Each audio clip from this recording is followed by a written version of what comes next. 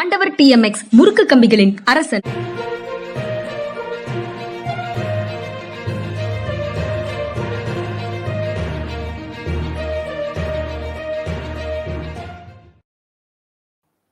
அனைவருக்கும் வணக்கம். இது மனிதா மனிதா நிகழ்ச்சி. சார் காலை வணக்கம் சார். வணக்கம் ராம்குமார். வணக்கம் சார். நேற்றைய தினம் பிரச்சாரம் நிறைவடைஞ்சிருக்கு. நாளை வாக்குப்பதிவு, 18வது மக்களவைத் தேர்தலுக்கான இறுதிக்கட்ட வாக்குப்பதிவு என்பது நாளை நடைபெற இருக்கு. இந்த தேர்தல் என்பது ரொம்ப முக்கியமான தேர்தல் அப்படின்னு எதிர்க்கட்சிகள் தரப்புல சொன்னாங்க. ஆளும் தரப்பா இருக்கக்கூடிய பாஜகவுமே கூட இன்னும் வளர்ச்சி பாதையை நோக்கி நம்ம போக வேண்டியது இருக்கு அப்படின்னு சொல்லி வாக்குகள் கேட்டாங்க. இந்த தேர்தல் என்பது வரலாற்றில் எப்படி நினைவு கூறப்படும்? இந்த தேர்தலுடைய முக்கியத்துவத்தை நீங்க எப்படி பாக்குறீங்க சார்? இறுதி கட்டத்துல இருக்கும். குடியரசின் தத்துவங்களுக்கு எதிராக போய்கொண்டே குடியரசை காப்பாற்றப் போகணும் என்று சொல்லிக் கொள்பவர்களுக்கும் எல்லா விதமான பலவிதமான குறைகளை தங்களுக்குள் அடக்கி கொண்டிருந்தாலும் குடியரசை காப்பாற்றுவோம் என்பதில் தெளிவான நோக்கம் கொண்ட இன்னொரு குழுமத்திற்கும் இடையில் நடக்கின்ற போராட்டம். இப்படித்தான் நான் பார்க்கிறேன். இதை வந்து காங்கிரஸ்டையோ திமுகட்டையோ சமாஜ்வாதி பார்ட்டிகிட்டையோ குறைகளே இல்லைன்னு நம்ம சொல்ல முடியாது. ஆனால் குற்றங்கள் இல்லை. இன்னைக்கு உள்ள நிலைமையில குறைகள் இருக்கின்றன, குற்றங்கள் இல்லை. குற்றம்ங்கிறது என்னது? ஜனநாயகத்துடைய ஆணிவேரையே புடுங்க பார்க்கறது குற்றம். அப்படிப்பட்ட குற்றங்கள் அவங்ககிட்ட இல்லை. அப்படிப்பட்ட குற்றங்கள் வந்து உள்ளடக்கி வச்சுக்கிட்டு அவங்களுடைய பிஜேபியுடைய ஒருத்தர் பேசினார். 400 சீட் எது கேட்கணும்னாங்க அரசியலமைப்பு சட்டத்தையே மாற்றல, அதுக்கு தான் சொல்லி பேசினார். அதுக்கு இவங்க யாராவது மறுப்பு தெரிவிச்சாங்களா அல்லது அவர் மேல் நடவடிக்கை எடுத்தாங்களா? எடுக்கல. அதனால அவங்களுடைய உட்கிடக்கை வந்து ஆக்சிடென்டலா வெளியில வந்துருச்சு. இது ஜனநாயகத்தை காப்பதற்காக நடத்தப்படுகின்ற ஒரு போராட்டமாக தான் இன்னைக்கு பார்க்க வேண்டியிருக்கு. இதுல வந்து ஜனநாயகத்தின் தூண்கள் துருப்பிடித்து போய்விட்டனன்னு சொல்லி பயப்பட வேண்டியிருக்கு. இந்த தேர்தல் ஆணையத்தை பார்க்கும்போது இப்படிப்பட்ட எல்லா இடைஞ்சல்களையும் எதிர்த்து நின்றுதான் இந்த ஜனநாயகம் காப்பாற்றப்பட வேண்டும். ரொம்ப ஆழமான வார்த்தைகள் சொல்லியிருக்கீங்க சார். நேற்றைய தினம் பிரச்சாரம் நிறைவு செஞ்சுட்டு பிரதமர் மோடி அவர்கள் கன்னியாகுமரி வந்திருக்கிறாரு. அவர் ஒரு 3 நாட்கள் அங்கு தியானம் செய்ய போவதாக, அந்த தியானத்திற்காக அவர் இந்த கன்னியாகுமரி விவேகானந்தர் பாறைக்கு வந்திருக்கிறாரு. அவருடைய இந்த வருகை என்பது பல தரப்புலையும் எதிர்ப்புகளை கிளப்பிச்சு. தேர்தல் ஆணையம் பக்கம் எதிர்கட்சிகள் புகார்களை வச்சாங்க. இது ஒரு பக்கத்துல பிரச்சாரத்துக்கான ஒரு உத்தி அப்படின்னு பார்க்கப்பட்டது. ஏன்னா நாளைய தினம் வாரணாசி தொகுதியிலையும் வாக்குப்பதிவு என்பது நடைபெறுது. பிரதமர் மோடி போட்டியிடக்கூடிய தொகுதி. மறைமுகமா இது ஒரு பிரச்சார நடவடிக்கை அப்படின்னு எடுத்துக்கலாமா, இல்ல வெறும் தனிப்பட்ட காரணம் மட்டும்தான், இது அதிக தூரம் யோசிக்க தேவையில்லை அப்படின்னு பார்க்கலாமா? நீங்க எப்படி நினைக்கிறீங்க சார்? இது மறைமுகமான பிரச்சாரம்னா ஏன் அவரை தாழ்த்துறீங்க? நேரடியான பிரச்சாரம் தான். பேச்சு பிரச்சாரத்தை நிறுத்தி விட்டு மௌன பிரச்சாரத்தில் இறங்கி இருக்கிறார். அதாவது ஒருத்தர் வந்து தியானம் பண்ண போறது, ஆன்மீக பாதையில போறது, ஒரு மதத்தை சார்ந்து இருக்கிறது எல்லாம் அவருடைய தனிப்பட்ட உரிமை. அதை யாருமே வந்து கேள்வி கேட்க முடியாது. முக்கியமா நம்ம தெரிஞ்சுக்க வேண்டியது என்னன்னா, நிச்சயமா திரு மோடி அவர்கள் பிரதமர்ங்கிற முறையில விவேகானந்தர் பாறைக்கு போற தியானம் பண்றதுக்கு, நரேந்திர மோடி என்ற தனி மனிதரின் விருப்பத்தின் பேரில், ஆழ்ந்த நம்பிக்கையின் பேரில் அவர் வந்து அங்க தியானத்துக்கு போறார். அது அவருடைய உரிமை. ஆனா அதுக்கு எதுக்கு இத்தனை கேமரா வச்சு எல்லா இடத்துலயும் ஒளிபரப்ப வைக்கிறாங்க? அப்படி வைக்கும் போதுதான் இவங்க வந்து பிரச்சாரத்தை மௌனமா நடத்துறாரு பிரதமர் அப்படிங்கிறது உறுதிப்படுத்தப்படுது. அதனால இது நிச்சயமா வந்து மாடல் கோட் ஆஃப் கான்டக்ட் வந்து மீறினது தான். இதுல என்ன பிரயோஜனம்? சொல்லி என்ன பிரயோஜனம்? இதைத்தான் தேர்தல் ஆணையம் கேட்டது. இதை கேட்கறதுக்கு இந்த 3 பொம்மையை வந்து மகாத்மா காந்தி வச்சிருந்தாரு. 3 குரங்கு பொம்மையை வச்சிருந்தாரு. அதனுடைய அர்த்தத்தை நல்லா புரிஞ்சுக்கிட்டவங்க இவங்க தான் போல. நல்லதே அவர் சொன்னது என்னன்னா, தீயதை கேட்காதே, தீயதை பார்க்காதே, தீயதை செய்யாதே, பேசாதேன்னு சொல்லி சொன்னாரு. இவங்க நல்லதை இது கெட்டதை பார்க்காதே, அதேதான் இவங்களும் சொல்றாங்க. ஆனா வேற அர்த்தத்தில் சொல்றாங்க. தீயதை பார்க்காதே, என்ன வேணாலும் பண்ணட்டும். தீயதை கேட்காதே, என்ன வார்த்தை வேணாலும் பேசட்டும், கேட்காத, என் காது கேட்காது அப்படின்னு சொல்லி இருக்காங்க. புது கவிதை மாதிரி புது அர்த்தங்கள் நாளுக்கு நாள் புதுசு புதுசா வந்துகிட்டே இருக்கேன் சார். ஆமா, அதான் காலத்திலேயே வள்ளுவர் சொன்னாரு, இடுக்கண் வருங்கால் நகுகன்னாரு. அது மாதிரி சிரிச்சுக்கிட்டு இருக்க வேண்டியதுதான். பக்கத்திலே வள்ளுவர் நின்றுட்டே இருக்காரே சார், எல்லாத்தையும் பார்த்துக்கிட்டு. ஆமா, பிரதமருக்கு இந்த விவகாரத்துல இவ்வளவு புகார்கள் வருது, இவ்வளவு மாற்று கருத்துக்கள் வருது. இல்ல பிரதமர் பொறுப்போடு நடந்திருக்கணும் அப்படிங்கிற விமர்சனங்களும் இருக்கு. இன்னொன்னு போற பக்கம்லாம் கேமரா எடுத்துட்டு போறாரு அப்படிங்கிற விமர்சனமும் இருக்கு. தேர்தல் ஆணையம் இவ்வளவு அப்பட்டமாக, ஏன்னா குமரி மாவட்ட ஆட்சியர் என்ன சொல்லியிருக்காருன்னா, இது தேர்தல் விதிமுறைகளுக்குள்ள வராது அப்படின்னு குறிப்பிட்டிருக்காரு. இவ்வளவு வெளிப்படையாக தேர்தல் ஆணையம் ஏன் இப்படி வளைந்து கொடுக்குதுங்கிற கேள்வி வருது. இன்னொன்னு, எதிர்க்கட்சிகள் தரப்புல இது அதீத அச்சம் காரணமா அவங்க பேசுறாங்கங்கிற குற்றச்சாட்டும் வைக்கிறாங்க. நீங்க எப்படி சார் இதை புரிஞ்சுக்கிறது? இல்ல அப்படி திசை திருப்பி விட பாக்குறாங்க. எதிர்க்கட்சிகள் அச்சத்தினால பேசுறாங்க. எதிர்க்கட்சிகள் தாங்கள் தோற்று விடுவோம் என்ற அச்சத்தில் பேசவில்லை. ஜனநாயகம் படுகொலியை வீழ்த்தப்படுகின்றதுங்கிற அச்சத்துல பேசுறாங்க. இந்த ரெண்டுக்கு வித்தியாசம். எதிர்க்கட்சிகள் மட்டுமே பேசுறாங்க. இந்த நாட்டில் வந்து அரசியல் தொடர்பு இல்லாமல் எந்த ஒரு அரசியல் கட்சியுடனும் தங்களை ஐக்கியப்படுத்திக் கொள்ளாத பல பெரியவர்கள் இது மாதிரி சொல்றாங்களே, இவர் பேசுறது எல்லாம் தப்பு, இவர் செய்யறது எல்லாம் தப்புன்னு சொல்லி அவங்களே இவங்க எங்க போய் பேசுவாங்க? நேற்றைய தினம் கார்கே அவர்கள் செய்தியாளர்கள் சந்திப்பில் பேசியிருக்கிறாரு. அவர் பேசும்போது மோடி இந்த 7 கட்ட பிரச்சாரத்தின் போது கிட்டத்தட்ட 421 முறை கோயில் பத்தியும் மசூதி பத்தியும் பேசியிருக்காரு. 224 முறை இஸ்லாமியர்கள் குறித்தும் சிறுபான்மையினருக்கு எதிராகவும் பேசியிருக்காருன்னு ஒரு கணக்கை சொல்லியிருக்கிறாரு. இன்னொன்னு, பல இடங்கள்ல அவர் பேசும்போது மக்கள் கிட்ட பிளவுகளை ஏற்படுத்தக்கூடிய விதமா தன்னுடைய பிரச்சாரத்தை அவர் வடிவமைச்சுக்கிட்டாருன்னா குற்றம் சாட்டியிருக்காரு. இது இவ்வளவு கவுண்ட் வந்து அவர் குறிப்பிட்டு சொல்லியிருந்தாலும் இன்னும் மக்கள் கிட்ட நேரடியா நெருக்கமா போக முடியாதுங்கிற சூழல்னால மக்களுக்குள்ள பிளவுகளை ஏற்படுத்துவதற்காக இம்மாதிரியான பிரச்சாரங்களை அவர் தொடர்கிறாரோ அப்படிங்கிற கேள்வி எழுது. நீங்க எப்படி சார் அதை பாக்குறீங்க? அவர் எத்தனையோ தரம் கோயிலுக்கு பேசினாரு, எத்தனையோ தரம் மாஸ்கை பத்தி பேசினாருங்கிறது வந்து பெரிய விஷயம் இல்லை. எந்த வழியில பேசினாரு? மகாத்மா காந்தி தான் பேசுவாரு. ரகுபதி ராகவ ராஜாராம், பதீத பாவன சீதாராம், ஈஸ்வர அல்லாஹ் சப்கோ சன்ம தே பகவான் அப்படின்னு சொல்லி சொன்னாரு. அதுக்கும் இதுக்கு வித்தியாசம் இல்லையா? அதனால அவர் என்ன பேசுனாரு, பத்தி சொன்னாரு, எந்த அர்த்தத்துல சொன்னாரு, மாஸ்கை பத்தி சொன்னாரு, எந்த அர்த்தம் சொன்னாரு, சொன்ன வார்த்தை எதில் ஒரு நாள் அதிகமாக்கும் ஊடுருவல்காரர்களுக்கும் இந்த காங்கிரஸ் உதவ போகுதுன்னு சொன்னாரு. அதுக்கப்புறம் என்ன சொன்னாரு, நான் அதிகமா பிள்ளை பெற்றுக்கிறவங்க ஏழைகளை சொன்னேன். அப்ப ஏழைகளுக்கு காங்கிரஸ் உதவக்கூடாதா? நம்பர் 1.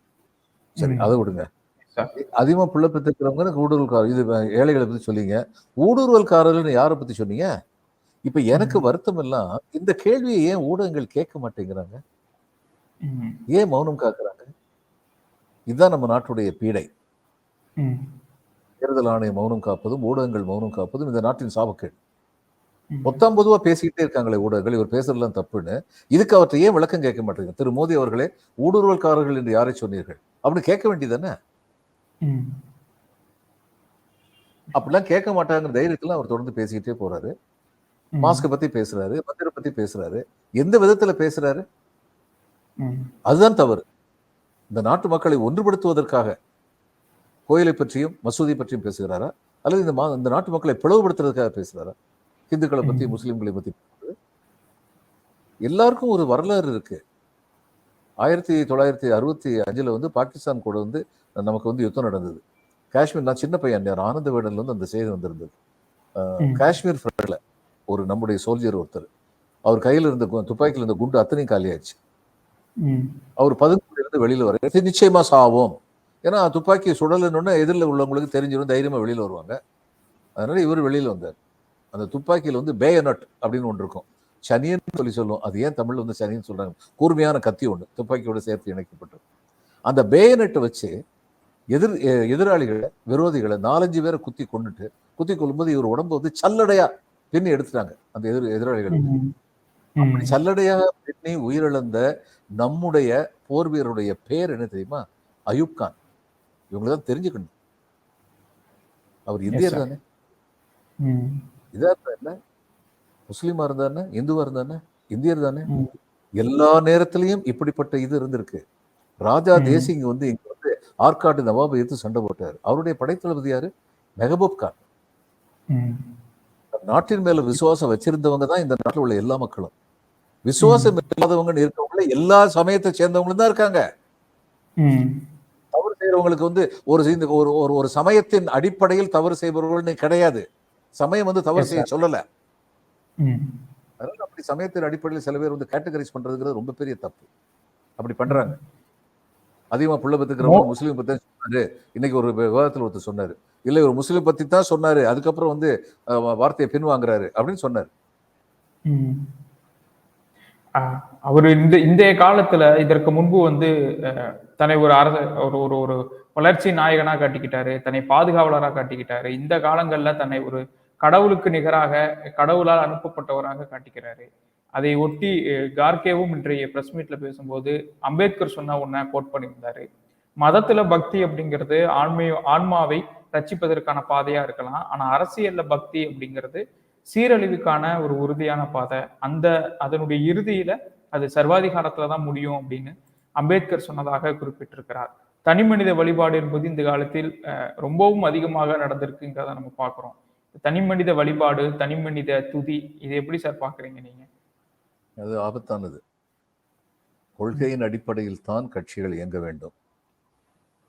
அதனால தனி மனித ஸ்துதிங்கிறது இருக்கக்கூடாது. தனி மனிதருக்கு பாராட்டுகள் இருக்கலாம், கட்சியின் கொள்கைகளை சரியாக நடைமுறைப்படுத்தியவர். ஆனா கட்சியை விட தனி மனிதர் தான் பெரியவர் அப்படின்னு சொல்லி என்னைக்கு ஆகுதோ அதுக்கப்புறம் கொஞ்ச நாள் கழிச்சு நாட்டை விட தனி மனிதர் தான் பெரியவர் அப்படின்ட்டு போயிடுவாங்க. அந்த திசையை நோக்கி தான் சில பேர் பயணிச்சுக்கிட்டு இருக்காங்க. அவ்வளவுதான் சொல்ல முடியும். நேற்று தினம் மன்மோகன் சிங் அவர்களும் ஒரு இது தொடர்பாக விமர்சனங்கள் வெளிப்படுத்தியிருக்கிறாரு. குறிப்பிட்ட பிரிவினரை, சமூகத்தை, எதிர்கட்சிகளை குறி வச்சு பிரதமர் நரேந்திர மோடி பேசும்போது வெறுக்கத்தக்க தரம் தாழ்ந்த வார்த்தைகளை பயன்படுத்துறாரு அப்படின்னு ரொம்ப கவலையோட சொல்லியிருக்கிறாரு. மோடியினுடைய இந்த பிரச்சாரம் அப்படிங்கிறது மக்கள்கிட்ட பிளவுகளை ஏற்படுத்தக்கூடிய அபாயம் இருக்கு அப்படின்னு குறிப்பிட்டிருக்காரு. மன்மோகன் சிங் பிரதமராக இருந்தபோது அவர் அதிகம் பேச மாட்டாரு, அமைதியா இருக்கிறாருன்னு அவர் மேல கிரிட்டிக்ஸ் வச்சாங்க. ஆனா இன்னைக்கு இருக்கக்கூடிய பிரதமர் செய்தியாளர்களை கூட சந்திப்பதில்லை. அப்படி இருக்கும்போது இந்த மன்மோகன் சிங் அவர்களுடைய அந்த விமர்சனத்தை நீங்க எப்படி பாக்குறீங்க சார்? சில சமயம் பேசாம இருக்கிறது ரொம்ப நல்லதுங்க. மன்மோகன் சிங் பேசாம இருந்தார். எனக்கே ஒரு இன்சிடென்ட், நான் சின்ன பிள்ளையில 2 வயசு வரைக்கும் பேசலையா. எங்க அம்மா வந்து எல்லாத்தையும் போய் வருத்தம், என் பிள்ளை பேச மாட்டேங்கிறானே, என் பிள்ளை பேச மாட்டேங்கிறானே. 2 வயசுக்கு அப்புறம் பேச ஆரம்பிச்சேன்னா எங்க அம்மா மறுபடியும் எல்லாத்தையும் போய் புலம்புனாங்களா, என் பிள்ளை பேச்சை நிறுத்த மாட்டேங்கிறானே, பேச்சை நிறுத்த மாட்டேங்கிறானே புலம்புனாங்களா. அப்ப பேசாம இருந்தவன் தான் நல்லவனா இருந்திருக்கான் அப்படின்னு பேச ஆரம்பிச்சதுக்கு அப்புறம் தான் அம்மாவுக்கு வந்து தெரிஞ்சிருக்கு. அது மாதிரி பேசாமல் இருந்த பிரதமர்கள் எவ்வளவோ மேன்மையானவர்கள் அப்படிங்கிறது கண்ட பேச்செல்லாம் பேசுற ஒருத்தர் பிரதமரா வந்ததுக்கு அப்புறம் தான் தெரிஞ்சிருக்கு. ஒரு பெரிய பெரிய செய்தியை சொல்றீங்க சார் நீங்க பேசும்போது. ஜெய்ராம் ரமேஷ் அவர்கள் நேற்றைய தினம் பேசும்போது இந்தியா கூட்டணி வென்ற பிறகு பிரதமரை அறிவிப்பதற்கு 48 மணி நேரம் கூட தேவையில்லை, அதற்குள்ள நாங்க அந்த முடிவை எடுத்துருவோம்னு குறிப்பிட்டிருக்காரு. இதுவரைக்கும் சுமூகமாகத்தான் இந்தியா கூட்டணிக்குள்ள போயிருக்கு. பிரதமர் தொடர்பாக பெரிய சர்ச்சைகளோ எதுவுமோ வரல. அப்படி இருக்கும்போது பிரதமர் வேட்பாளர் இல்ல வெற்றிக்கு பிறகு நடக்கக்கூடிய நிகழ்வுகள் இதெல்லாம் இந்தியா கூட்டணியை பாதிக்கும்னு நினைக்கிறீங்களா? சலசலப்புகள் ஏற்படும் நினைக்கிறீங்களா? உங்களுடைய பார்வையில 7 கட்ட தேர்தல் இந்த உங்களுடைய பார்வையில என்ன சார் மதிப்பீடு, என்ன மதிப்பிடுறீங்க? இல்ல கொஞ்சம் நிச்சயமா சலசலப்பு இருக்கும், ஆனா பிளவெல்லாம் ஏற்படாது. சலசலப்புக்கு அப்புறம் அடங்கி அது வந்து அவங்களுக்குள்ள சலசலப்பு இருக்கும். இன்னொன்று என்னன்னா, இந்தியா கூட்டணி உடனடி இதுவரைக்கும் செய்யலன்னு நினைக்கிறேன். அவங்க உடனடியா வந்து இந்த கட்சிகளை எல்லாம் சேர்ந்து நாங்கள் ஒரு கூட்டணியாக தேர்தலில் போட்டியிடுகிறோம் அப்படின்னு சொல்லி தேர்தல் ஆணையத்துக்கு முதல்ல ஒரு லெட்டர் கொடுக்கணும். பிரசிடென்ட்டுக்கும் அந்த லெட்டர் கொடுக்கணும். ஏன்னா ஒரு சுச்சுவேஷன் வருது, காங்கிரஸ் வந்து 150 சீட்டு வாங்குச்சு அல்லது 180 சீட்டு வாங்குச்சு, பிஜேபி வந்து 190 சீட்டு வாங்குச்சு அல்லது 200 சீட்டு வாங்குச்சுன்னு வைங்க. அப்ப பிஜேபி தான் தனியா வந்து மிகப்பெரிய கட்சியா வந்து உருவெடுத்திருக்கு தேர்தலுக்கு அப்புறம். அப்படின்னா ஒரு கூட்டணியா நாங்க இருக்கோம்னு முதல்லயே அனௌன்ஸ் பண்ணாம விட்டுட்டாங்கன்னா, by law, by constitution president வந்து பிஜேபியை தான் ஆட்சி அமைக்க வந்து கூப்பிடணும். ஆனால் இப்படி அவங்க சொல்லிட்டாங்கன்னா அதுக்கப்புறம் பிரசிடென்ட் வந்து அதுக்கப்புறமும் இப்ப பிஜேபியுடைய கூட்டணிக்கு வந்து மொத்தமே வந்து 200 சீட்டு கிடைச்சிருக்கு, இவங்களுக்கு 330 சீட் கிடைச்சிருக்குன்னு வைங்க இந்தியா கூட்டணிக்கு. அந்த நாங்கள் அனைவரும் ஒரு கூட்டணியில் இருக்கிறோம்னு இவங்க முதல்லயே சொல்லிட்டாங்கன்னா, அதுக்கப்புறம் வந்து இவங்களை வந்து அவங்க கூப்பிடாம இருந்தாங்கன்னா, பிரசிடென்ட் கூப்பிடாம இருந்தாங்கன்னா, she is going against the constitution அப்படின்னு சொல்ல முடியும். ஆனா அப்படி கூட்டணி சொல்லாம இருந்தாங்கன்னா நான் பிரசிடென்ட் யாரும் குறை சொல்ல முடியாது. அவங்க பிஜேபி கூப்பிட்டாங்கன்னா நாளைக்கு கூடுறாங்க, I hope they take the right decision and communicate. Okay, இப்படி ஒரு அபாயமும் இருக்கு சார், இதையும் கவனத்தில் வச்சிருக்கிறோம். கண்டிப்பா இருக்கு, கண்டிப்பா இருக்கு. நேற்றைய தினம் வி.கே. பாண்டியன் தொடர்பாக ஒரு கருத்தை நவீன் பட்நாயக் வெளிப்படுத்தியிருக்காரு. வி.கே. பாண்டியன் என்னுடைய அரசியல் வாரிசு கிடையாதுன்னு சொல்லியிருக்காரு. பிரதமர் ஆகட்டும், அமித்ஷாவாகட்டும் ஒரிசா பிரச்சாரத்துல பேசும்போது வி.கே. பாண்டியனை நிறைய தாக்கி பேசினாங்க. நவீன் பட்நாயக்கும் தனக்கு ஒரு நம்பிக்கைக்குரிய மனிதராக வி.கே. பாண்டியன் தான் வச்சிருக்கிறாரு. அப்படி இருக்கும்போது இன்றைய தினம் வி.கே. பாண்டியன் தன்னுடைய அரசியல் வாரிசு இல்லை அப்படின்னு அறிவிக்கக்கூடிய இடத்திற்கு நவீன் பட்நாயக் வந்திருக்கிறாரு. இது நெருக்கடின்னு பார்க்கலாமா, அரசியல் சாதுரியம்னு பார்க்கலாமா? நீங்க எப்படி நினைக்கிறீங்க சார்? ரெண்டும் தான் நினைக்கிறேன். அவருக்கு அளவுக்கு மீறி நெருக்கடி கொடுத்ததுனால அரசியல் சாதித்தோடு இந்த அறிவிப்பை வெளியிட்டிருக்காரு. இன்னொன்று என்னன்னா, அவரோட சொல்லியிருக்க சரியான வார்த்தை, ஜனநாயகத்தில் வந்து யாரும் வாரிசை நியமிக்க முடியாது, அது மக்கள் தான் தேர்ந்தெடுக்கணும். இன்னைக்கு இவர் வந்து நேரு தான் என்னுடைய பொலிட்டிக்கல் ஹேர், அரசியல் வாரிசு அப்படின்னு சொல்லி மகாத்மா காந்தி சொன்னார். ஆனா அதனால நேரு பிரதம மந்திரி ஆக்கிட்டாங்களா? அவர் எலெக்ஷன்ல ஜெயிச்சு எம்பிஸ் எல்லாம் கூடி தான் அவரை பிரதம மந்திரி ஆக்க முடியும். அதனாலதான் இவர் வந்து ரொம்ப தெளிவா கொஞ்சம் யோசிச்சு பாருங்க. இதெல்லாம் வந்து இவருக்கு கொலையுண்டதுக்கு காரணம் என்ன? மகாத்மா காந்தி. இப்ப இவர் வந்து ஜவஹர்லால் நேரு வந்து அவர் ஸ்மோக் பண்ணுவார். அவர் ஸ்மோக் பண்ற பழக்கம். அவர் வந்து வெளிநாட்டுல படிச்சிருந்ததுனால அங்கிருந்து திரும்பி வரும்போது இந்த விழாக்கள், பண்டிகை காலத்துல, விழாக்கள் காலத்துல கொஞ்சம் மது வருந்துறது அப்படிங்கிற பழக்கம் தனக்கு இருந்ததா அவர் குறிப்பிட்டிருக்காரு. காந்திக்கு இது எதுவுமே பிடிக்காது. வல்லபாய் பட்டேல் அவர்கள்ட்ட இந்த குணங்கள்லாம் இல்லை. வல்லபாய் பட்டேலும் மக்கள் சக்தி வாய்ந்த தலைவர். இவர் ஏன் வல்லபாய் பட்டேலை சொல்லாம ஜவஹர்லால் நேரு தன்னுடைய அரசியல் வாரிசா வந்து நியமிச்சாரு காந்தி? ஏன்னா அதுக்கு முக்கியமான காரணம் என்னன்னா, காந்தி சொன்னார்ல, ஈஸ்வர் அல்லா தேரே நாம் சப்கோ சன்மதி தே பகவான். உன்னை ஈஸ்வர்னு சொல்லலாம், அல்லான்னு சொல்லலாம், எல்லாருக்கும் கடவுள் நீதான்ப்பா அப்படின்னு சொன்னார்ல. அதுக்கு ரொம்ப பக்கத்துல இருந்தது வந்து நேரு தான். ஒரு செக்யூலர் ஆட்டிடியூட் வந்து வல்லபாய் பட்டேல், நேரு இந்த ரெண்டு பேரும் ஒப்பிட்டு பார்த்தா நேருட்டு அதிகமா இருந்துச்சுன்னு சொல்லி காந்தி நினைச்சார். இந்த நாட்டை செக்யூலரிசம் தான் ஆள முடியும், செக்யூலரிசம் தான் ஆளணும் அப்படின்னு சொல்லி அவர் நினைச்சார். அதனாலதான் அப்படி அரசியல் வாரிசுன்னு சொல்றது இவருக்கு கொஞ்சம் ஸ்ட்ரென்த்தை கூட்டும்னு அவர் நினைச்சிருக்கலாம். ஆனால் ஜனநாயகத்தில் நாட்டை ஆள்வதற்கு மகாத்மா காந்தி என்ற தனி மனிதருடைய அரசியல் வாரிசாக ஜவஹர்லால் நேரு இருக்க முடியும், ஏனென்றால் அவரே தீர்மானித்து விட்டார். ஆனால் நாட்டை ஆள்வதற்கு யாருமே யாரையுமே வாரிசாக நியமிக்க முடியாது. அப்படி நியமிக்கப்பட்டால் அவர்கள் மக்களுடைய வாக்குகளை பெற்றுத்தான் அரசு பதவியில் அமர முடியும். People's mandate is the only thing that matters in a democracy. Yes sir. அது வந்து பட்நாயக் வந்து தெளிவுபடுத்தி இருக்கிறது, ரொம்ப வரவேற்கத்தக்கது. Okay sir.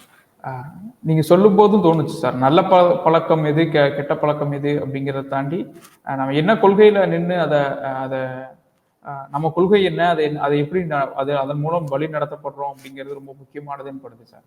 நீங்க சொல்லும் போது எனக்கு அது தோணியது. இறுதியாக சார், ராகுல் காந்தி அவர்கள் நேற்றைய தினம் ஒரு வீடியோ காணொலி வெளியிட்டிருக்காரு. அதில் இந்தியா கூட்டணி ஜெயிக்க போவது உறுதி அப்படிங்கிற நம்பிக்கையோடு கடைசி நேரம் வரைக்கும் வாக்குச்சாவடிகளையும் அதே மாதிரி வாக்கு இயந்திரங்களை வச்சிருக்கக்கூடிய அறைகளையும் கவனத்தோடு கண்காணிங்கிற ஒரு வேண்டுகோளையும் தன்னுடைய தொண்டர்களுக்கும் கூட்டணி கட்சிகளுக்கும் சொல்லியிருக்கிறாரு. ராகுலினுடைய இந்த பயணம், இதற்கு முன்பு அவரை எப்படியெல்லாம் கேலி செஞ்சாங்கன்னு நம்ம பார்த்துருக்குறோம். இந்த தேர்தலில் அவருடைய பங்களிப்பு, அவருடைய பயணம், அவருடைய செயல்பாடுகள், அதை நீங்க எப்படி சார் மதிப்பிடுறீங்க? முதிர்ச்சி அடைந்த ஒரு அரசியல் தலைவராக முகிழ்த்து வந்து விட்டார் அப்படிங்கிறது அவர் பாரத் ஜோடோ யாத்திரை ஆரம்பிக்கிறதுக்கு முன்னாடியே தெரிஞ்சது. பாரத் ஜோடோ யாத்திரையின் மூலம் மக்களை பலதரப்பட்ட இந்திய மக்களையும் சந்திக்கும் போது அவருடைய பார்வை கூர்மை அடைந்தது. அரசியல் தெளிவு இன்னும் அதிகரித்ததுங்கிற சந்தேகமே இல்லை. Today nobody can make fun of him, அதுல சந்தேகமே கிடையாது. அவர் ஒரு முதிர்ச்சி அடையாத தலைவர் இன்னைக்கு யாருமே சொல்ல முடியாது. எஸ் சார், பொறுத்திருந்து பார்ப்போம் சார். நம்ம தேர்தல் தொடர்பாக நிறைய உங்ககிட்ட நான் பேசி நிறைய தெரிஞ்சிருக்கேன் இந்த காலத்துல. இன்னும் தேர்தல் முடிவுகள் நோக்கி தான் நம்ம இருக்கிறோம். இன்னும் நாளைய தினம் மட்டும் வாக்குப்பதிவு என்பது இருக்கு. தேர்தல் முடிவுகள் வந்து மக்கள் கையில தான் இருக்குங்க. தேர்தல் முடிவுகள் மக்கள் கையில தான் இருக்கு. மக்கள் வந்து தங்களுடைய நலனைத்தான் வேண்டுகிறார்கள், இது நமக்கு தெரியணும். அதாவது தங்கள் நலனை காப்பது இந்த நாட்டின் அரசியலமைப்பு சட்டம்ங்கிறது பல பேருக்கு தெரியாது. ஆனா தங்கள் நலன் காக்கப்படுகிறதா இல்லையாங்கிறது வந்து அவங்களால ஃபீல்டில் வந்து உணர முடியும். வேலையில்லா திண்டாட்டம் கூடியிருக்குங்கிறது அவங்களுக்கு தெரியும், விலைவாசி கூடியிருக்குங்கிறது அவங்களுக்கு தெரியும். ஆனா இந்த வேலையில்லா திண்டாட்டத்திற்கும் விலைவாசி கூடுவதற்கும் காரணம் 10 ஆண்டுகளாக இந்த அரசு கையாண்டிருந்த பொருளாதார கொள்கைகள் தான் அப்படிங்கிறது அவங்களுக்கு விளங்குச்சுன்னா, விளங்கும் போதுதான் அவங்க வந்து இந்த எதிர்கட்சிகளுக்கு வந்து வாக்கு பெரும்பான்மையான அளவில் அளிப்பார்கள். அந்த எக்ஸசைஸ எதிர்கட்சிகள், காங்கிரஸ் உள்ளான எதிர்கட்சிகள் பண்ணியிருக்காங்களா அப்படிங்கிறது நமக்கு வந்து ஜூன் 4ஆம் தேதி தெரிஞ்சது. கண்டிப்பா சார். மிக்க நன்றி சார் உங்களுடைய நேரத்திற்கு. தொடர்ச்சியாக உரையாடுவோம். ஜென்ரா மீடியா மற்றும் ஜிபி டாக்ஸ் நண்பர்களுக்கு நன்றி. மீண்டும் நாளை காலை உரையாடுவோம். நன்றி சார். வணக்கம் ராம்குமார். வணக்கம்.